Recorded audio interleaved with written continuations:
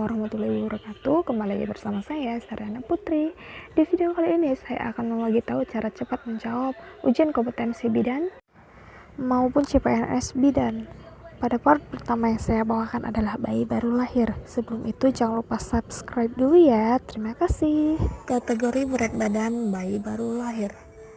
Pada kategori ini ada 4 bagian. Yang pertama matur atau normal, yang kedua prematur, yang ketiga dismatur, yang keempat postmatur. Yang perlu kita ketahui, kata kunci dari keempat bagian ini hanya pada usia kehamilan dan berat badan. Oke, matur yaitu normal. Usia kehamilannya biasanya 36 sampai 40 minggu dan berat badannya 2.500 sampai 4.000, itu normal. Yang kedua prematur. Prematur ini biasanya yang bermasalah pada usia kehamilannya. Usia kehamilannya tidak normal atau di bawah 36, misalnya 35, 34 dan seterusnya. Berat badannya sesuai dengan usia kehamilan. Yang ketiga dismatur. Pada dismatur ini usia kehamilannya normal atau 36 sampai 40 minggu. Sementara berat badannya tidak sesuai dengan usia kehamilan atau tidak normal, misalnya 2.400, 2.300 dan seterusnya. Yang keempat postmatur. Postmatur ini usia kehamilannya lebih dari 40 minggu, misalnya 41, 42 dan seterusnya. Oke, lanjut ke contoh soal.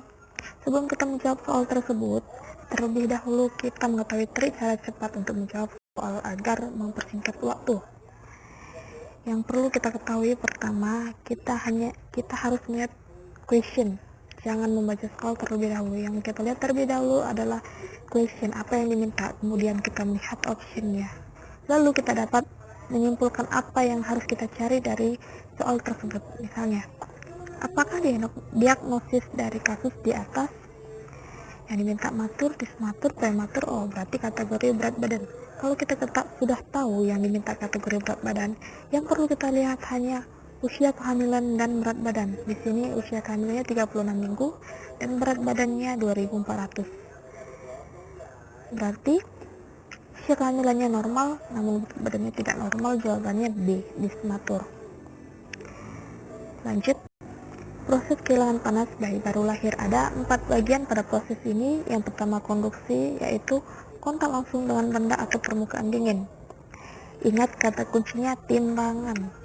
Yang kedua radiasi, tidak kontak langsung dengan permukaan dingin. Ingat kata kuncinya dibiarkan, lupa, atau sejenis, ada kata-kata asing seperti itu.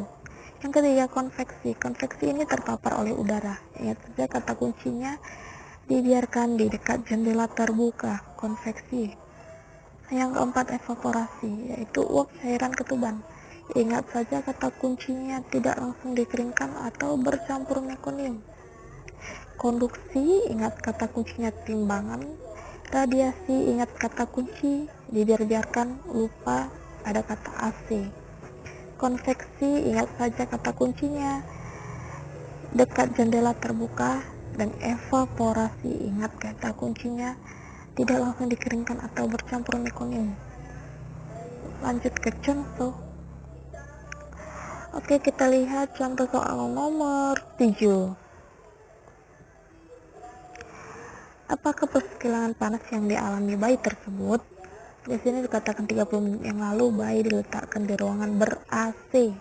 Tadi apa ya? Seperti dibiarkan di ruangan ber-AC selama 30 menit. Ya, jawabannya A, radiasi. Penilaian Apgar skor bayi baru lahir. Di sini yang harus kita nilai itu hanya 5. Yang pertama warna kulit, yang kedua nadi, yang ketiga rangsangan, yang keempat tons otot, yang kelima nafas. Dan yang perlu kita nilai itu hanya 3, 0, 1, dan 2. Oke. Yang perlu kita nilai ini hanya 3, 0, 1, dan 2. Tidak perlu sampai 10 ya. Oke. Yang pertama warna kulit. Apabila warna kulit pucat, nilainya 0. Apabila warna kulit biru ekstremitas merah, nilainya 1. Apabila warnanya merah atau kemerahan, nilainya 2. Oke? Lanjut yang nomor 2, nadi. Apabila kita raba tidak ada nadi sama sekali, nilainya 0.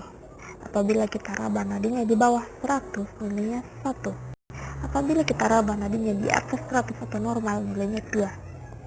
Oke, yang ketiga, rangsangan. Apabila kita rangsang sama sekali tidak ada rangsangan, nilainya 0. Apabila kita rangsang gerakannya sedikit dan menangisnya lemah, nilainya 1. Apabila kita rangsang menangis kuat, bersin dan batuk, nilainya 2. Oke, yang keempat, tonus otot.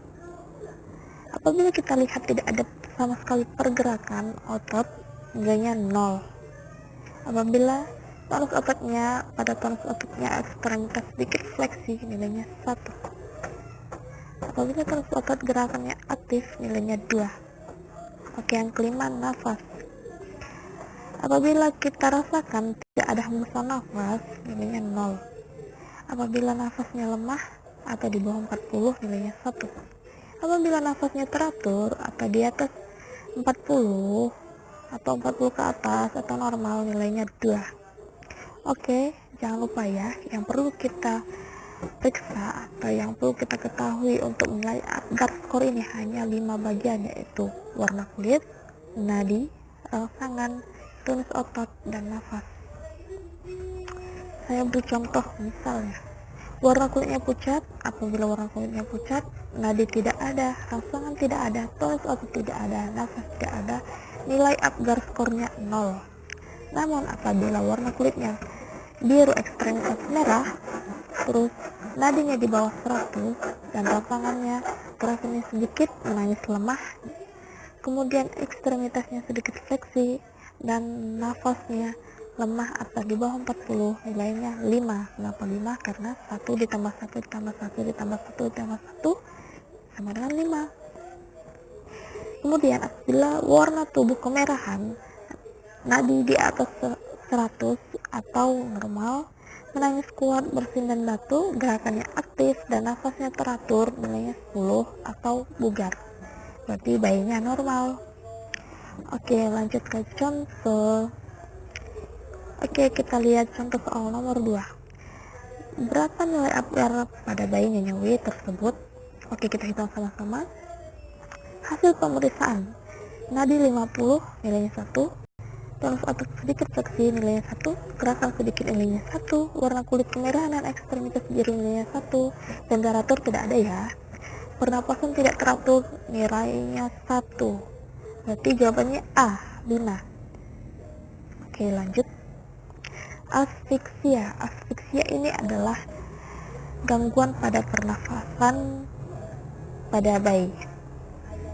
Asfiksia ini terbagi atas 3, yaitu asfiksia berat, asfiksia ringan, dan asfiksia sedang. Ingat urutannya dari berat, ringan, dan sedang. Asfiksia berat 0-3, asfiksia ringan 4-6, asfiksia sedang 7-9. Ingat ya, 0-3 berat, 4-6 ringan, 7-9 sedang. Apabila 10, berarti si bayi bugar. Oke, lanjut ke contoh. Oke, kita bisa lihat contoh soal nomor berapa ya? Nomor 7. Apakah diagnosis pada kasus tersebut? Kita ke contoh soal nomor 2 aja ya, maaf. Apakah diagnosis pada kasus tersebut? Oke, kita itu sama-sama ya. Oh, sorry. GARD-nya sudah ada. Yang dimintakan berat atau ringan atau sedang gitu kan.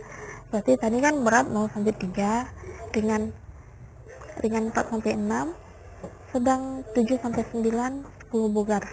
Langsung saja kita lihat GARD skornya. GARD skornya di sini 6, berarti jawabannya E. Asfiksia neonatorium ringan. Imunisasi ini terdapat 6 bagian. Yang pertama, FITKA diberikan setelah bayi lahir, dosisnya 0,5 cc. Ini disuntikkan IM pada paha, fungsinya untuk menghindari pendarahan. Yang kedua, HB0 ini sebenarnya diberikan 1-7 hari, dosisnya 0,5 cc, disuntikkan IM pada paha juga, fungsinya untuk menghindari hepatitis B.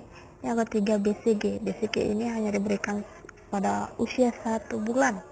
Apabila sudah lebih 1 bulan tidak bisa diberikan BCG lagi ya. Dosisnya 0,05 cc. BCG disuntikkan IC pada lengan atau intrakutan, fungsinya untuk menghindari TBC. Yang keempat, DPT.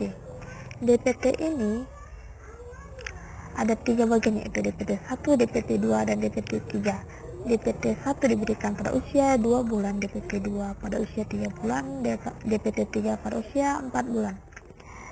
Namun apabila ada yang belum diberikan, misalnya DPT 1 belum diberikan pada usia 2 bulan dan ingin dilanjut pada usia 3 bulan, DPT 1 nya bisa ya. Dosisnya 0,5 cc. Ini disuntikkan intramuskular pada paha, fungsinya untuk menghindari difteri atau tuberkulosis. Yang kelima, polio. Polio ini diberikan 4 kali pada bulan pertama, kedua, ketiga, dan keempat. Pada pemberian BCG, DPT 1, DPT 2, dan DPT 3 ya. Polio ini ditetes pada mulut. Dosisnya 2 tetes. Fungsinya untuk menghindari polio. Yang keenam, campak. Campak ini hanya dapat diberikan pada usia 9 bulan. Dosisnya 0,5 cc. Ini disuntikkan pada subkutan lengan ya, bukan IM. Fungsinya untuk menghindari campak. Oke, cara mudah untuk menghafal imunisasi ini. Kita cukup menghafal yang 6. Fitka, HB0, BCG, DPT, polio, campak. Dosisnya semuanya sama, 0,5 cc kecuali BCG dan polio. BCG diberikan 0,05 cc, lebih sedikit ya, karena kan dia IC, intrakutan, jadi hanya sedikit saja yang perlu. Kemudian polio kan nggak disuntik, ditetes, dia hanya 2 tetes. Oke. Lalu penyuntikannya semuanya IM kecuali BCG, polio, dan campak. Kenapa? Karena BCG kan tadi intrakutan, terus polio kan ditetes nih di mulut, kalau campak dia subkutan di lengan. Oke. Kemudian ini sering banget masuk ke soal UKOM. Jika umur lebih dari 1 tahun ingin ganti imunisasi yang belum dapat, harus dilakukan tes montok dulu. Misalnya dia berumur 2 tahun ingin ganti imunisasi campak yang belum dia dapat, itu harus dilakukan tes montok dulu. Oke, jadi kalau ada jawabannya tes montok, tinggal lingkarin aja. Lanjut ke contoh soal. Oke, kita langsung ke nomor 3. Nomor 4 maksudnya. Bagaimana metode pemberian imunisasi BCG? Tadi BCG kan IC ya, intrakutan, jawabannya B. Berapa kali imunisasi polio diberikan pada bayi? Polio tadi 4 kali kan, jawabannya D. Oke, langsung ke nomor 10. Apa yang perlu dilakukan bidan sebelum melakukan imunisasi? Di sini kan katanya udah usia 4 tahun nih, terus belum mendapatkan imunisasi BCG, terus harus dilakukan apa? Jawabannya D, seperti yang kita katakan tadi ya. Kalau dia mau ganti imunisasi yang belum dapat, ini harus dites montok dulu gitu. Maaf. Terima kasih sudah menonton, semoga video ini bermanfaat, dan jangan lupa tunggu part selanjutnya ya. Follow Instagram aku dan subscribe. Terima kasih.